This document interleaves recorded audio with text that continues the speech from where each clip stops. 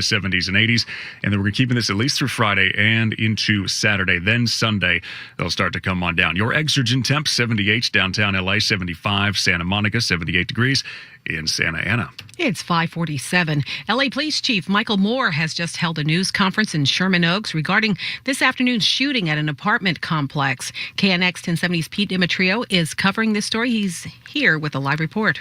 One of the men in that shooting was an off-duty LAPD officer, went into an underground garage where his car was stored in a locked, caged area. He saw a man inside wearing his bulletproof vest, and obviously had obtained access to the officer's equipment. Chief Moore said there was a confrontation almost immediately. As he confronts the suspect about this burglary into a vehicle, an altercation ensues. That altercation turns into what we believe to be a gun battle between the both of them. The officer was hit 4 times. He also fired a backup weapon he had, hitting the suspect 3 times. Both men were found in the garage by paramedics and rushed to a local hospital. The officer is in stable condition at this time, as is the burglary suspect. And now investigators from the Force Investigation Division and other entities within the LAPD are investigating this particular investigation very carefully. Reporting live in Sherman Oaks, I'm Pete Demetrio, KNX 1070 News Radio. People who live in a neighborhood on the northern edge of Santa Clarita being told to evacuate these flames threatening the area. Let's get the latest update now. KNX 1070's Brian Ping. Yeah, Mike, this is because of a brush fire that's burning unchecked in the hills above Iron Village Drive and Rye Canyon Loop. Anyone in that immediate area should be prepared to evacuate at a moment's notice because flames do appear to be getting dangerously close to the development. Now, this fire's burned close to 200 acres at this point, aided by very dry conditions that we've been seeing all over today. But there are a couple of factors working in the firefighters' favor. The winds are stable, relatively calm, and there does not appear to be a lot of loose fuel on the ground. We're being told that a heavy firefighting response is in place, monitoring the movement of the flames. Smoke has been visible from the 5 freeway near Newhall Ranch Road. The COVID-19 vaccines are starting to become available across the country. And as they become available, you may be asking yourself, should I get it? Will it help me get back to doing the things I love? Like going out to my favorite restaurants, meeting with friends in person, or going on vacation and traveling again? And can I do it all without putting my family and those I love at risk? And is it safe? You've got questions. That's normal. Which is why it's so important to get informed. The medical community has made it clear. The vaccines authorized for COVID-19 have met the highest safety standards and can help protect us. Visit GetVaccineAnswers.org for all the latest information on the COVID-19 vaccines. That's GetVaccineAnswers.org. Getting back to the moments we miss starts with getting informed. It's up to you. A message brought to you by the Ad Council and the CDC. Immigration system, but in the meantime, he'll call on lawmakers to pass bills giving legal status to guest workers and so-called dreamers. This is a joint session of Congress, but because of COVID precautions, many seats are empty. Only one member of the Supreme Court, Chief Justice John Roberts, is present, along with only a few cabinet members, and there's only a fraction of the usual number of lawmakers. There will, however, be a very visible historic breakthrough tonight. The 2 people sitting behind Mr. Biden, the Vice President and House Speaker, for the first time, will both be women. CBS News Special Report. I'm Steve Futterman. You heard it there, minutes away from the president's first address to a joint session of Congress. Top of the hour, 6 o'clock for that. So we'll have special coverage right here on KNX 1070 and the Republican response afterward. Mike Simpson and Charles Feldman with you now. And also joining us as we await President Biden's first address to this joint session, which, by the way, comes on the eve of his marking 100 Mulholland. So, gentlemen, thank you both for being with us. I'm going to start off with our Republican strategist, Mike Madrid. This is, of course, an important speech because the president is expected to really put some meat on the bones of the America Families plan. This is a plan that a lot of Americans, according to the polling, Republicans and Democrats like, if not necessarily Republican leaders, right? I think that's exactly right. I think what we're seeing is the Biden administration putting again some of those details on a very sweeping, very ambitious plan and proposal to really redefine the social safety net in this country. It's a rather extraordinary event just because of the size and scope of it. And it does enjoy popular support at this moment in time. But again, this is usually that moment where the details are announced and then the sausage making begins, and we'll see what parts live, which parts die, and what the ultimate package comes out looking like in a matter of weeks. Yeah, so size and scope, those are other ways of saying price tag. And we can already hear Republicans saying, have you seen the price tags on some of these things? So how does he have to sell it? How hard does he have to sell it tonight to get through some of the people in your party, if he can get through them at all? Well, that's a real difficult question. The good news for the president at this moment in time is, as you stated earlier, it enjoys very wide and deep popular support. So at this moment in time, Republicans are going to be on the defensive in making the case against moving forward these proposals. But the devil is always in the details, and being able to find some of those issues that can be nitpicked out to kind of encapsulate what is the largest budget ever outlined by an American president, is going to be part of this process that we've come to recognize as a very partisan exercise. Bob Mulholland, some Republicans already are claiming that Joe Biden sort of, engaged in a bit of a switcheroo, that he ran as a moderate. But if you look at what he's done in his first 100 days, which, as I said at the outset, is marked tomorrow, that if you look at what he's done and what he's trying to do, he's really much more progressive than voters perhaps voted for. Well, the voters, hi, everyone. Glad to hear Mike Madrid on here, too. The voters made a choice, the former president or this president. And I believe, if you're a very partisan Republican in Congress, your job is to scream and yell and to complain about everything President Biden does. But this America wants to move forward, and I'm a big supporter of families getting help. Most families can barely meet a $400 emergency bill in 2 weeks. So this president and the Democratic Party will do what they can to make the American people feel safer, make sure the American people feel the economy is expanding, and we can get behind COVID-19, which, incidentally, the Johns Hopkins University last week said California now has the lowest infection rate in America. So we're moving forward. I was looking at a poll today or some analysis, and it said, look, every story that Joe Biden's been involved in, it's like 67% of them mentioned COVID-19 or were dominated by COVID-19. Yeah. So obviously that was issue number one. But now we're looking ahead. So does that also kind of give people hope for the next couple of years? Like, here's my big plans. We're going to get through this big thing, and now I'm going to help you, because we know if anything, came with this pandemic, we see how stratified a lot of this society is. Well, nobody says yes to a marriage proposal if the person says we're going to have only bicycles, no cars, and a 500-square-foot home. I think President Biden understands, as President Roosevelt understood in Depression, the American people were brought down to their knees. The American economy was brought down to their knees, as you mentioned, the COVID-19. And the sooner we get everybody vaccinated, or as many people vaccinated, the quicker this country can move forward. The best thing that the American people, I think, hears tonight and has heard the last 100 days is it's not a chaos. It's not chaos in the White House. And for all of those Americans who have a life, who have a family, we don't have to listen to the chaos. And so I've known Joe Biden for a long time. I'm a big fan of his. Yes, the American people made a choice which they seen as the more moderate, the more reasonable. The uncle that you won over for dinner during the holidays, not the one that's always complaining, not the one that's always drunk. This is a good president for the time. Let's set the scene a bit for those who are listening. The First Lady, by the way, Jill Biden, has just arrived, walked into the chamber. And, of course, the pandemic has touched every aspect of American life. It is touching the event tonight. Only about 200 of the 535 members of Congress are going to be in attendance. They are not allowed to bring guests. The House is in recess. It's not in session, so a lot of Republican House members not expected to attend. Senate, they're there, but once again, a lot of the GOP senators are not expected to be there. Yeah, it was a ticketed thing, and there was kind of like a raffle to get in, and then you could invite, only so many people, and obviously you had to have your vaccination, or you have had to have a negative proof of a COVID test, and we saw the First Lady come in, and right before that was the second gentleman, Doug Emhoff, and it was very strange, because he walks in, he waves, and he sits down, and all around him are just the empty chairs, because he's up in the gallery, and filled the screen with just nobody there. And just him. Yes, and if anyone is wondering, yes, everybody there is wearing a mask because they're indoors, even though the CDC, as we know yesterday, changed the rules if you're vaccinated and are outdoors.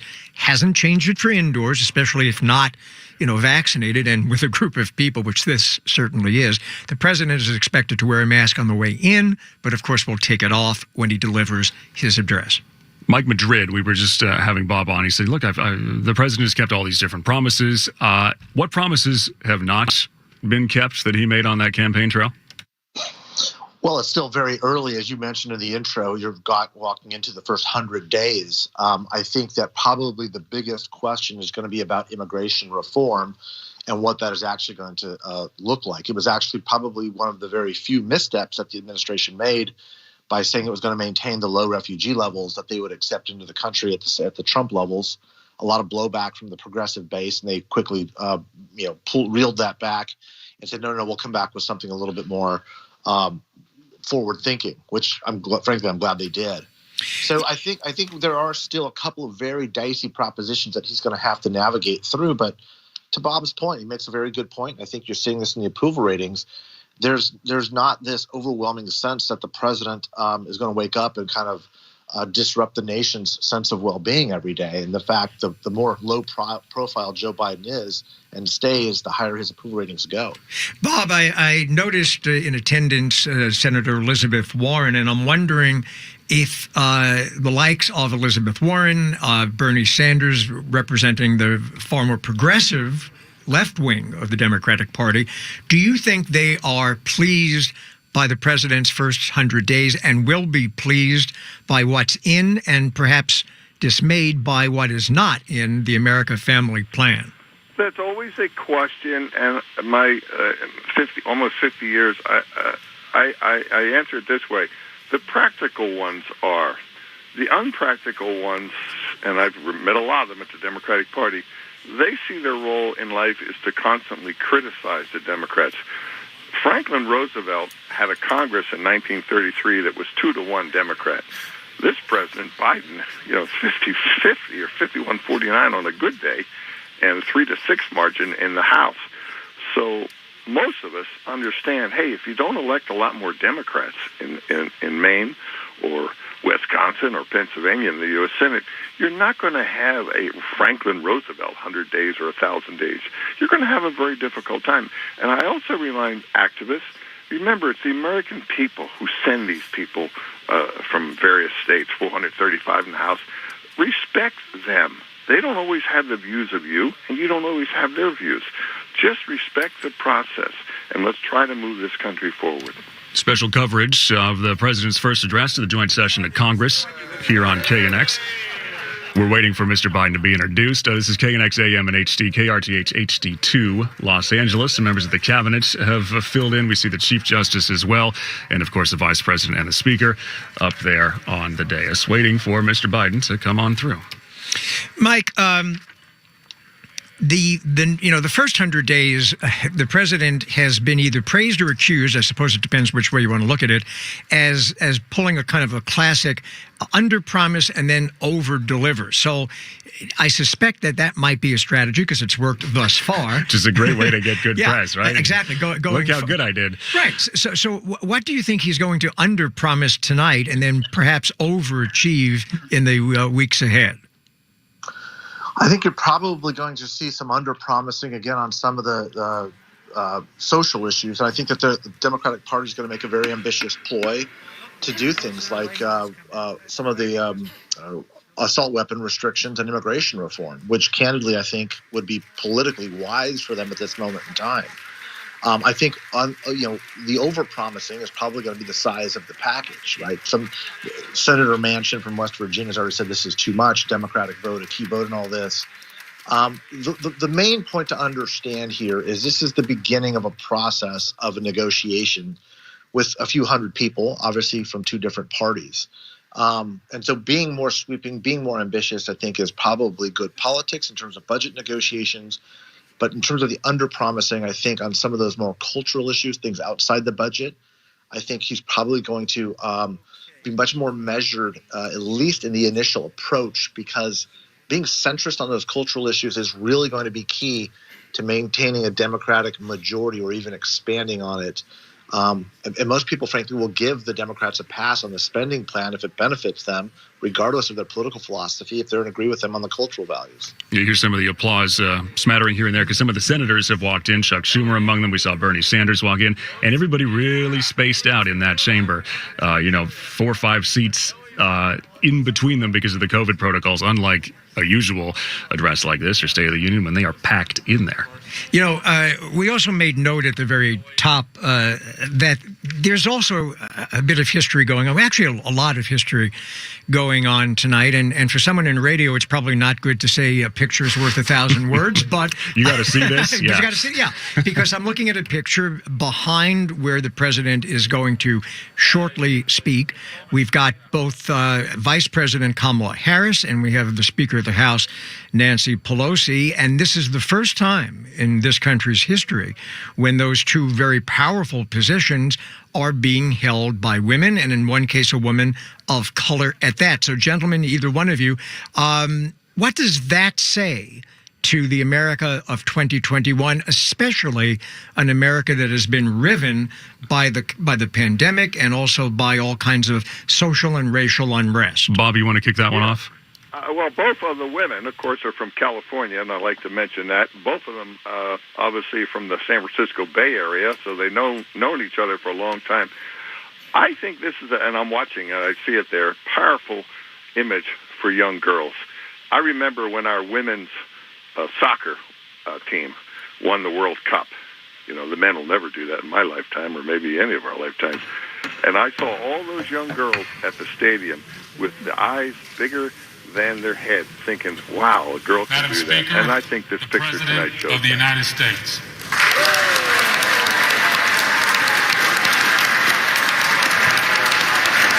Bob, you were interrupted by the announcement that the president's coming into the chamber. And some more history here. This is the first African-American sergeant-at-arms making that announcement. Yes, and President Biden is now walking in, and they're not doing the traditional, of course, handshake. It's the elbow. The elbow or the like bump. Kind of wrist bump. Yeah, a couple fist bumps. Absolutely. And, of course, as we said before, the president is sporting I guess it's a black mask. Yep. Yeah, and it's planning, of course, to take it off when he delivers the address because he is indoors. This is something that they used to time, right? Because it took so long for a president to get down the aisle, and it was always like, who's gonna get the handshake? And now I don't think it's gonna last as long as usual. A, because there's not as many people crowding him, and B, because it's fist bump and keep it moving. Yeah, they used to do hugging and an occasional kiss. You get a couple words in, Yeah, none of that. But, you can see, even with the mask, it's a cloth mask, by the way, it looks like anyway. The president, you can see him smiling. A half hug for Bernie Sanders. Yes, representing the left wing of his party. Waved to one of the Joint Chiefs there. Yeah, the president made it in pretty fast time up to the podium. And he's there now. Thanks for having me. Okay. Members of Congress, I have the high privilege and distinct honor to present to you the President of the United States.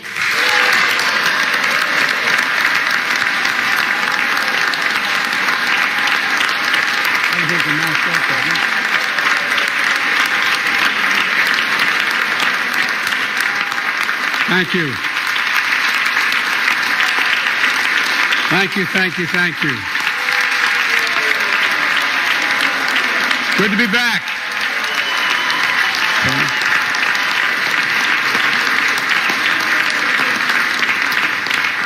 And Mitch and Chuck will understand it's good to be almost home. Down the hall. Anyway, thank you all. Madam Speaker, Madam Vice President.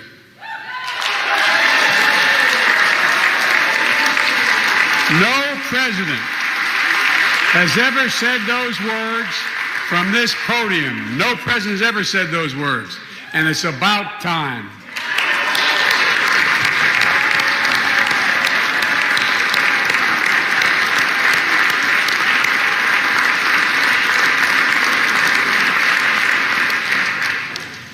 First Lady, I'm her husband. Second Gentleman, Chief Justice.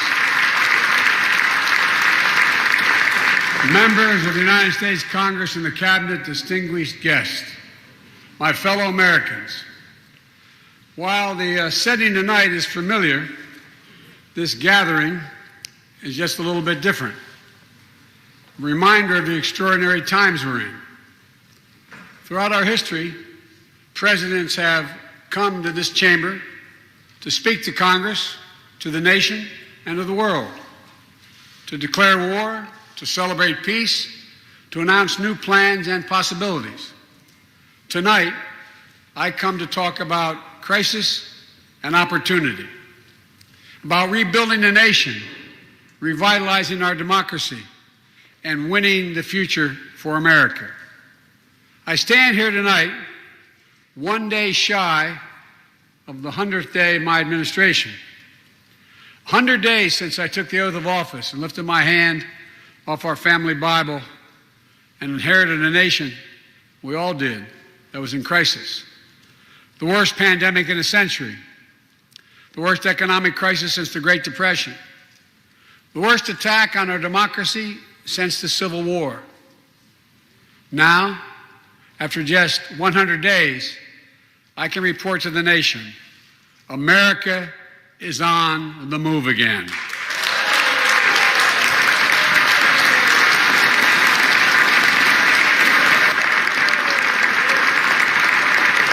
Turning peril into possibility, crisis to opportunity, setbacks into strength.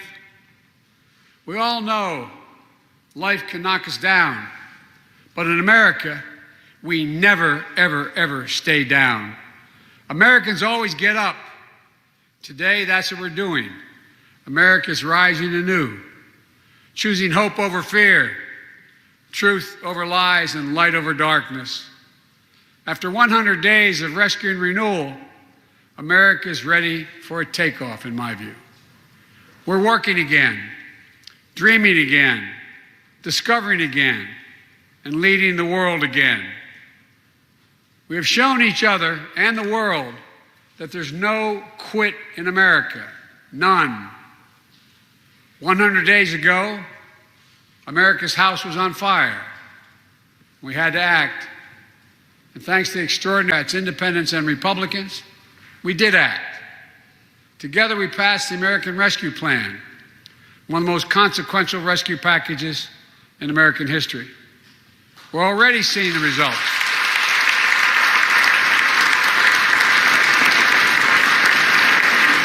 We're already seeing the results.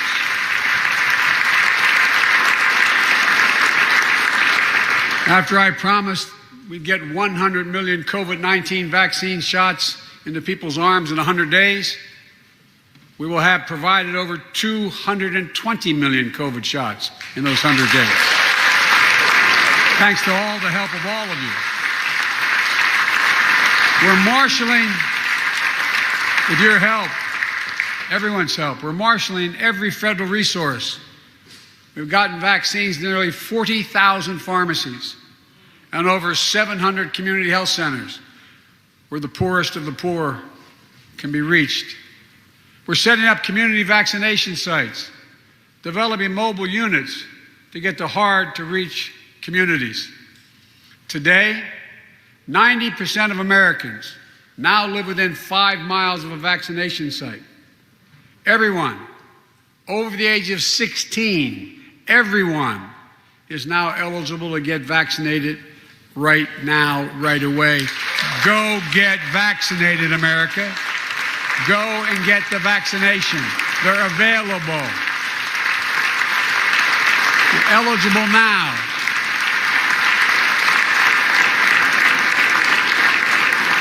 When I was sworn in on January 20th, less than 1% of the seniors in America were fully vaccinated against COVID-19. 100 days later, 70% of seniors in America over 65 are protected, fully protected. Senior deaths from COVID-19 are down 80% since January. Down 80% because of all of you. And more than half of all the adults in America have gotten at least one shot.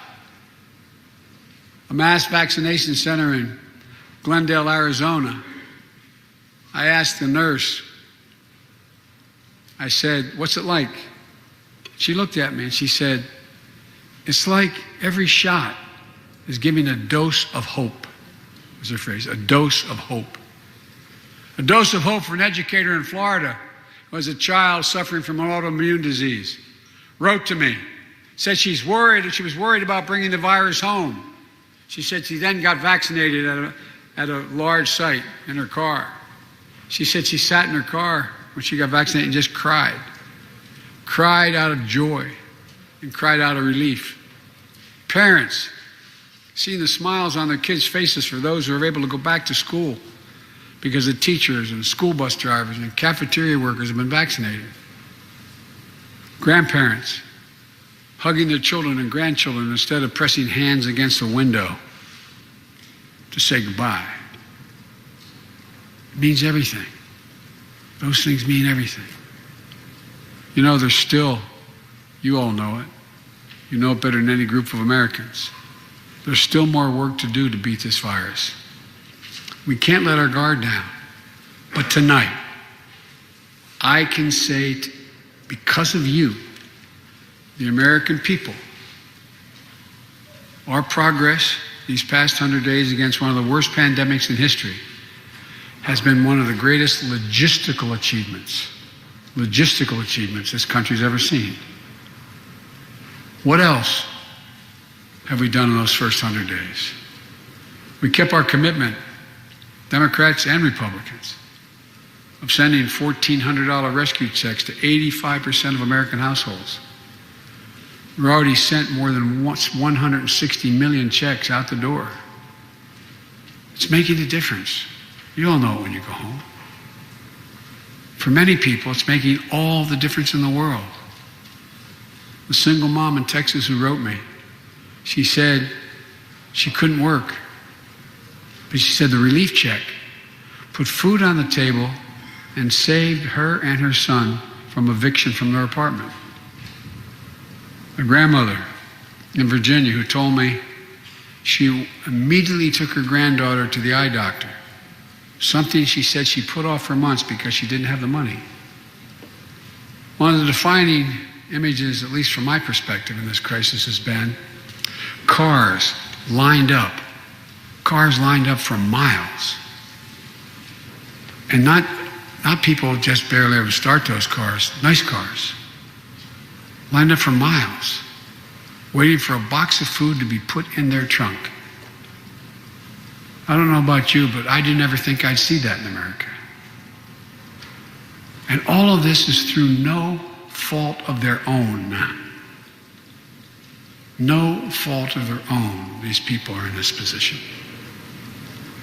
That's why the rescue plan is delivering food and nutrition assistance to millions of Americans facing hunger. And hunger is down sharply already. We're also providing rental assistance. You all know this, but the American people, I want to make sure they understand. Keeping people from being evicted from their homes. Providing loans to small businesses that reopen and keep their employees on the job.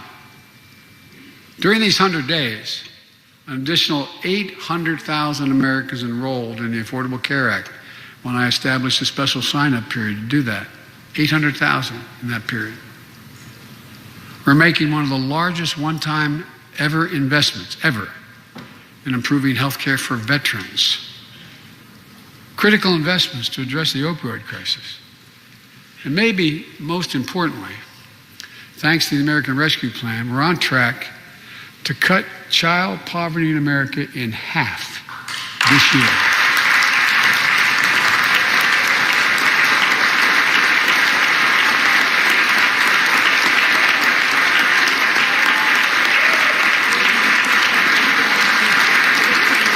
And in the process, while this was all going on, the economy created more than 1,300,000 new jobs in 100 days. More jobs in the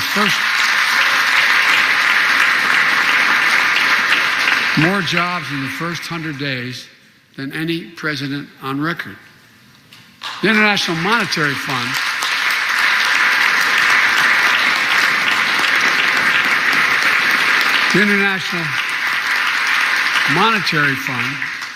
is now estimating our economy will grow at a rate of more than 6% this year. That will be the fastest pace of economic growth in this country in nearly 4 decades. America's moving forward, but we can't stop now. We're in competition with China and other countries to win the 21st century.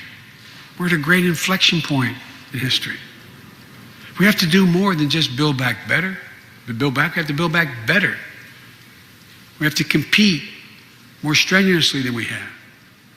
Throughout our history, if you think about it, public investment in infrastructure has literally transformed America, our attitudes as well as our opportunities. The Transcontinental Railroad, the interstate highways, united 2 oceans and brought a totally new age of progress to the United States of America. Universal public schools and college aid opened wide the doors of opportunity. Scientific breakthroughs took us to the moon. Now we're on Mars. Discovering vaccines gave us the internet, and so much more. These are investments we made together as one country, and investments that only the government was in a position to make. Time and again, they propel us into the future. That's why I proposed the American Jobs Plan, a once-in-a-generation investment in America itself.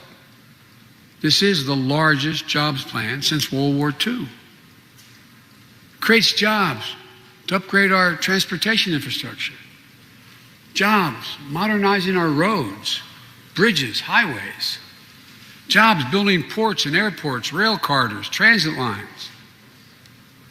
It's clean water. And today, up to 10 million homes in America and more than 400,000 schools and child care centers have pipes with lead in them, including drinking water. A clear and present danger to our children's health. American Jobs Plan creates jobs replacing 100% of the nation's lead pipes and service lines, so every American can drink clean water.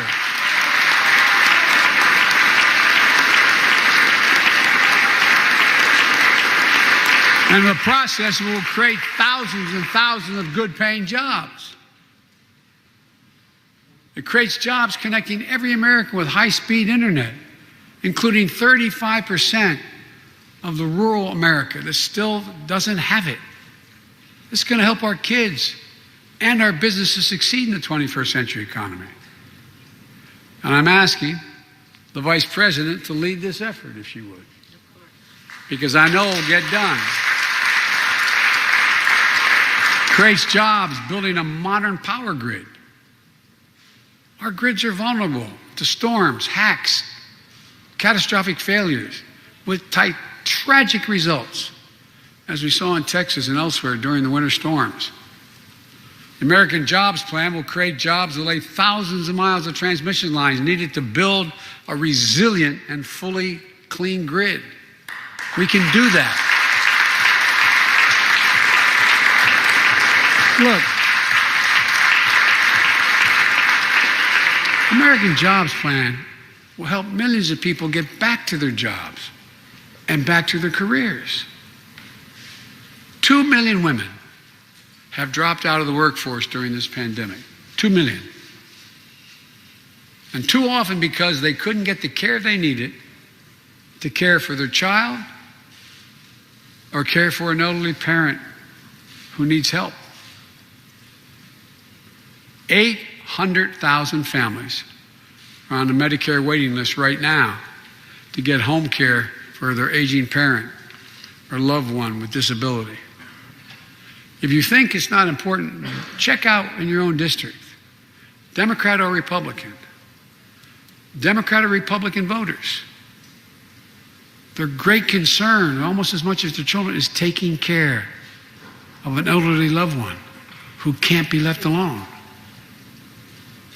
Medicaid contemplated it, but this plan is going to help those families and create jobs for our caregivers with better wages and better benefits, continuing a cycle of growth. For too long, we've failed to use the most important word when it comes to meeting the climate crisis? Jobs. Jobs. Jobs.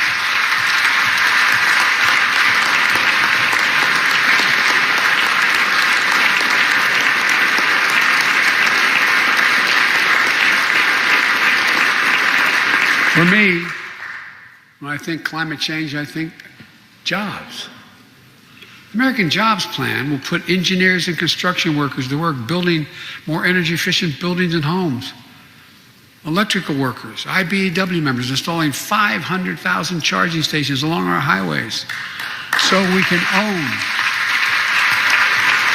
own the electric car market. Farmers planting cover crops so they can reduce the carbon dioxide in the air and get paid for doing it. Look, think about it. There is simply no reason why the blades for wind turbines can't be built in Pittsburgh instead of Beijing. No reason. None. No reason. So, folks, there's no reason why American workers can't lead the world in the production of electric vehicles and batteries. I mean, there is no reason. We have the capacity. We're the brightest, best trained people in the world. The American Jobs Plan is going to create millions of good paying jobs, jobs Americans can raise a family on. As my dad would then say, with a little breathing room. And all the investments in the American Job Plan will be guided by one principle: buy American. Buy American. And I might note parenthetically, that does not violate any trade agreement. It's been the law since the 30s. Buy American. American tax dollars are going to be used to buy American products made in America to create American jobs. That's the way it's supposed to be, and it will be in this administration.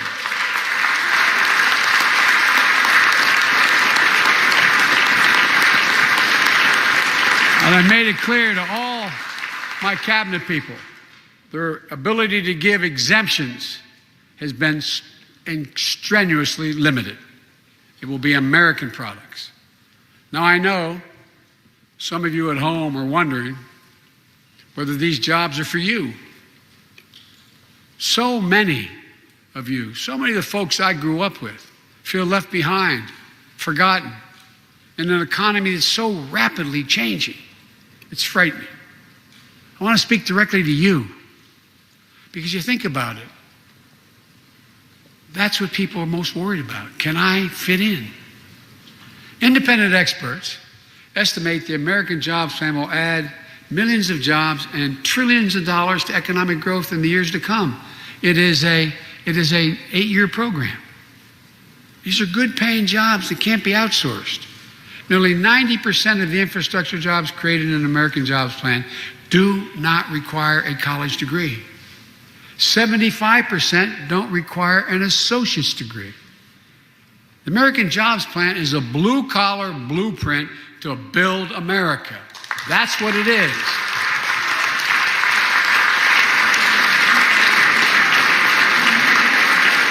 And it recognizes something I've always said in this chamber and the other.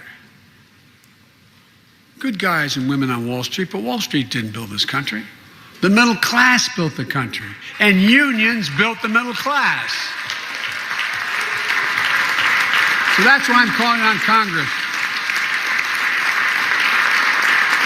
to pass Protect the Right to Organize Act, the PRO Act, and send it to my desk so we can support the right to unionize. And by the way, while you're thinking about sending things to my desk,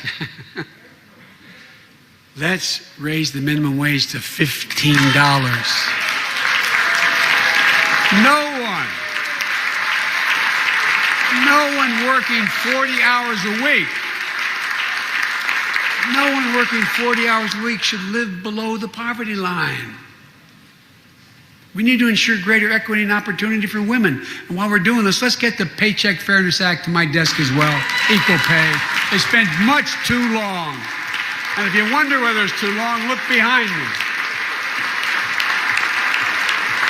And finally, American Jobs Plan will be the biggest increase in non-defense research and development on record.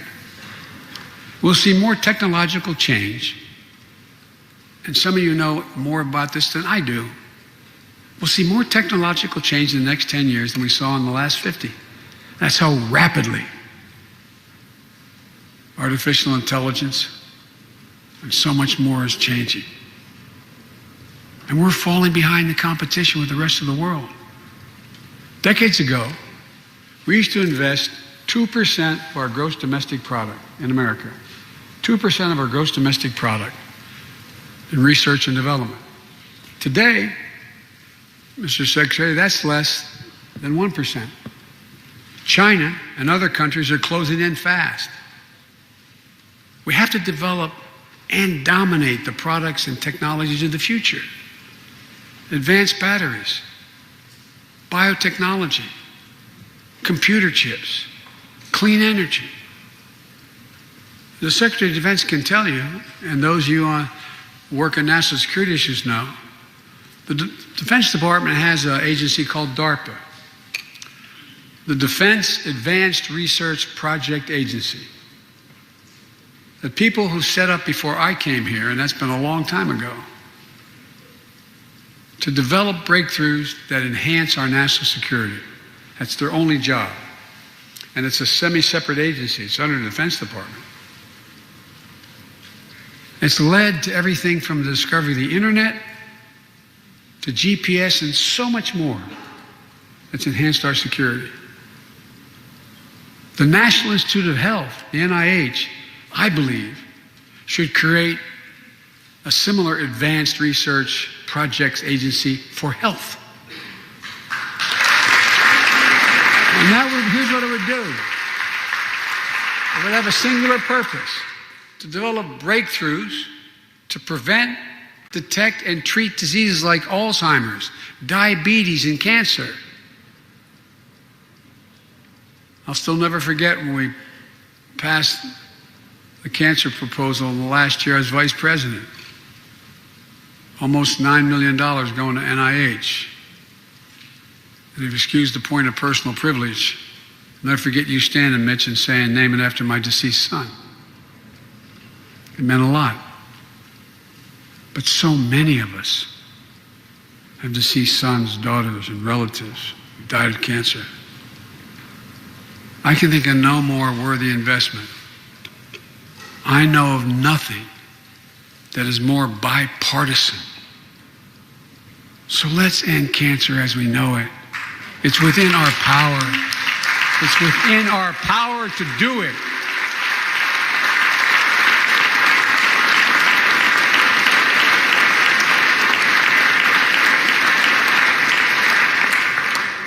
Investments in jobs and infrastructure like the ones we're talking about have often had bipartisan support in the past. Vice President Harris and I met regularly in the Oval Office with Democrats and Republicans and discussed the jobs plan. And I applaud a group of Republican senators who just put forward their own proposal. So let's get to work. I wanted to lay out before the Congress my plan before we got into the deep discussions. I'd like to meet with those who have ideas that are different, they think are better. I welcome those ideas. But the rest of the world is not waiting for us. I just want to be clear. From my perspective, doing nothing is not an option.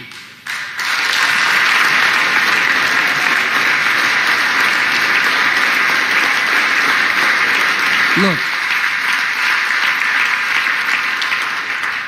we can't be so busy competing with one another that we forget the competition that we have with the rest of the world to win the 21st century. Secretary Blinken can tell you I spent a lot of time with President Xi. Traveled over 17,000 miles with him. Spent, they tell me, over 24 hours in private discussions with him. When he called to congratulate him, we had a 2-hour discussion. He's deadly earnest about becoming the most significant, consequential nation in the world. He and others, autocrats, think that democracy can't compete in the 21st century with autocracies because it takes too long to get consensus. To win that competition for the future, in my view, we also need to make a once-in-a-generation investment in our families and our children.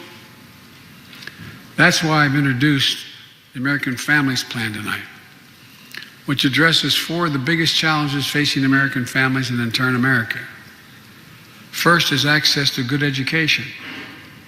When this nation made 12 years of public education universal in the last century, it made us the best educated, best prepared nation in the world. It's, I believe, the overwhelming reason that propelled us to where we got in the 20th century. But the world's caught up or catching up.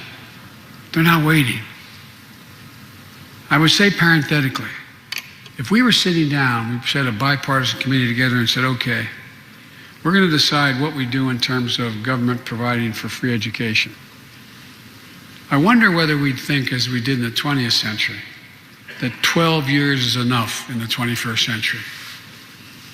I doubt it. 12 years is no longer enough today to compete with the rest of the world in the 21st century. That's why my American Families Plan guarantees 4 additional years of public education for every person in America, starting as early as we can. The great universities in this country have conducted studies of the last 10 years. It shows that adding 2 years of universal high-quality preschool for every 3-year-old and 4-year-old, no matter what background they come from, puts them in a position to be able to compete all the way through 12 years. It increases exponentially their prospect of graduating and going on beyond graduation. The research shows when a young child goes to school, not daycare, they're far more likely to graduate from high school and go to college or something after high school. When you add 2 years of free community college on top of that, you begin to change the dynamic. We can do that.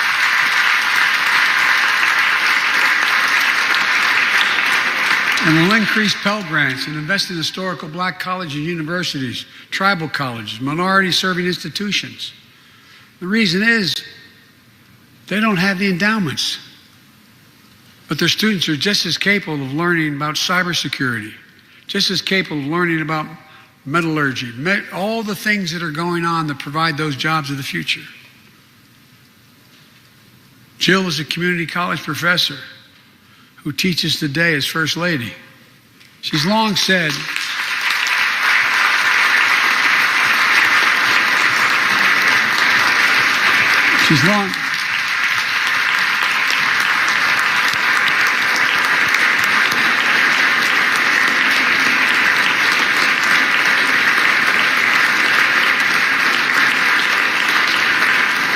if I've heard it once, I've heard it 1,000 times.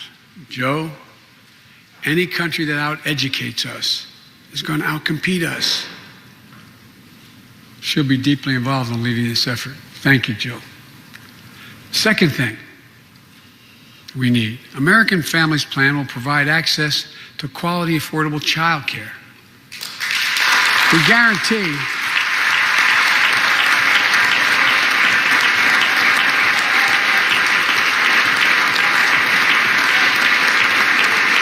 when I'm proposing the legislation, we guarantee that low and middle income families will pay no more than 7% of their income for high quality care for children up to the age of 5.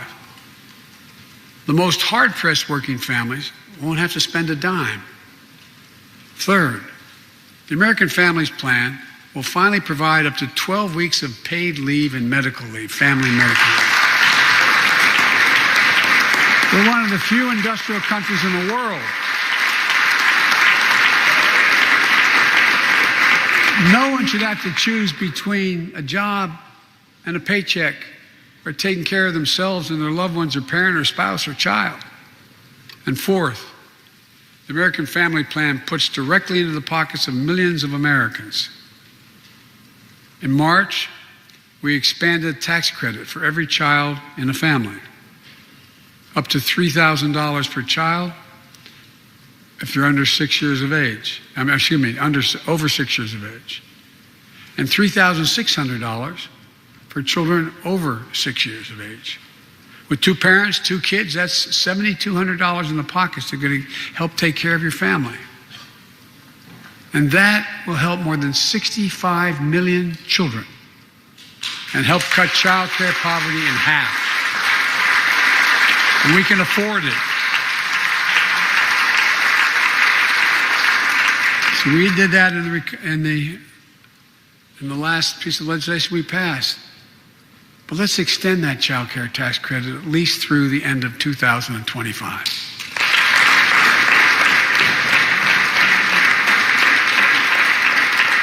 The American Rescue Plan lowered health care premiums for 9 million Americans who buy their coverage under the Affordable Care Act. I know that's really popular this side of the aisle. But let's make that provision permanent so their premiums don't go back up.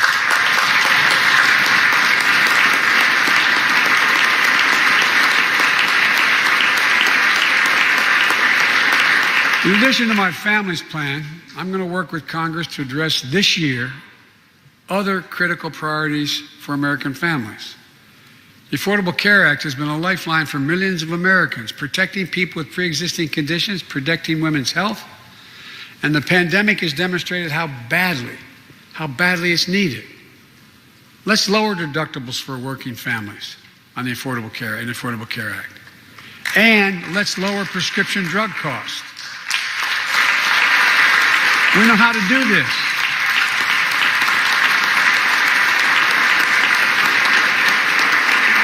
The last president had that as an objective. We all know how outrageously expensive drugs are in America. In fact, we pay the highest prescription drug prices of anywhere in the world, right here in America. Nearly 3 times for the same drug, nearly 3 times what other countries pay. We have to change that, and we can.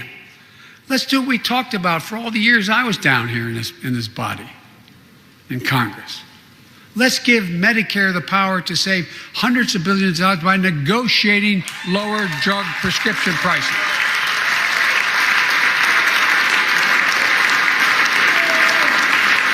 And by the way, it won't just help people on Medicare. Lower prescription drug costs for everyone. And the money we save, which is billions of dollars, can go to strengthen the Affordable Care Act and expand Medicare coverage benefits without costing taxpayers an additional penny. It's within our power to do it. Let's do it now.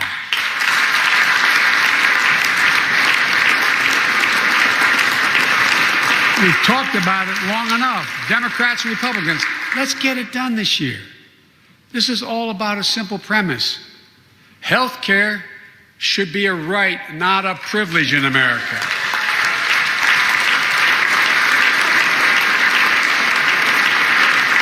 So,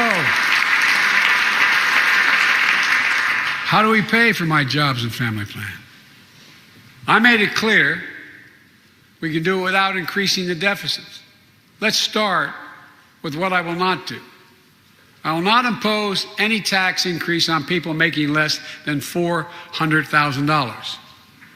But it's time for corporate America and the wealthiest 1% of Americans to just begin to pay their fair share. Just their fair share.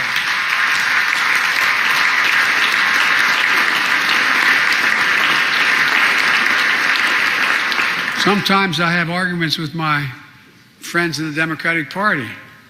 I think you should be able to become a billionaire and a millionaire, but pay your fair share. A recent study shows that 55 of the nation's biggest corporations paid 0 federal tax last year. Those 55 corporations made in excess of $40 billion in profit. A lot of companies also evade taxes through tax havens in Switzerland and Bermuda and the Cayman Islands. And they benefit from tax loopholes and deductions for offshoring jobs and shifting profits overseas. It's not right. We're going to reform corporate taxes so they pay their fair share and help pay for the public investments their businesses will benefit from as well.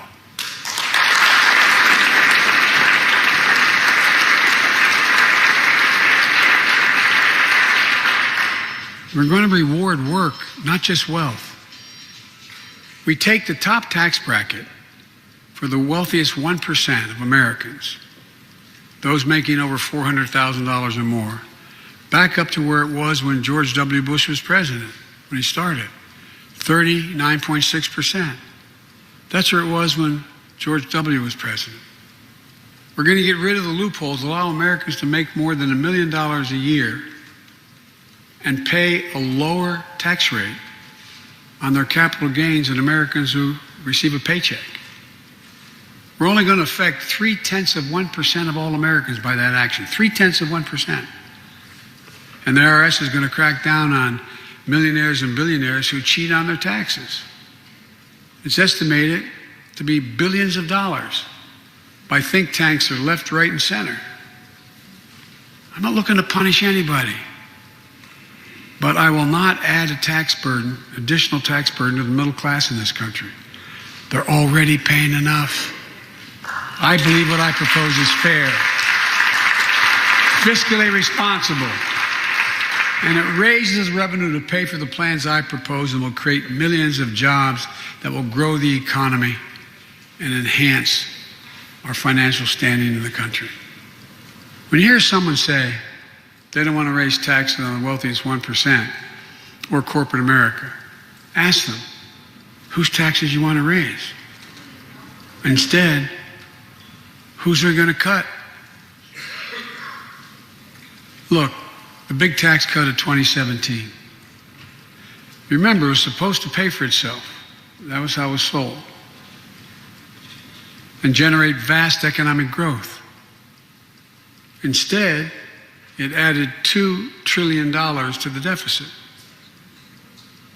It was a huge windfall for corporate America and those at the very top. Instead of using the tax saving to raise wages and invest in research and development, it poured billions of dollars into the pockets of CEOs. In fact, the pay gap between CEOs and their workers is now among the largest in history.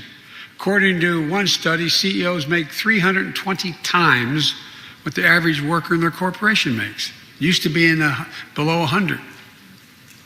The pandemic has only made things worse. 20 million Americans lost their job in the pandemic, working and middle-class Americans. At the same time, roughly 650 billionaires in America saw their net worth increase by more than $1 trillion in the same exact period. Let me say it again. 650 people increased their wealth by more than $1 trillion during this pandemic. And they're now worth more than $4 trillion. My fellow Americans, trickle down. Trickle down economics has never worked. And it's time to grow the economy from the bottom and the middle out.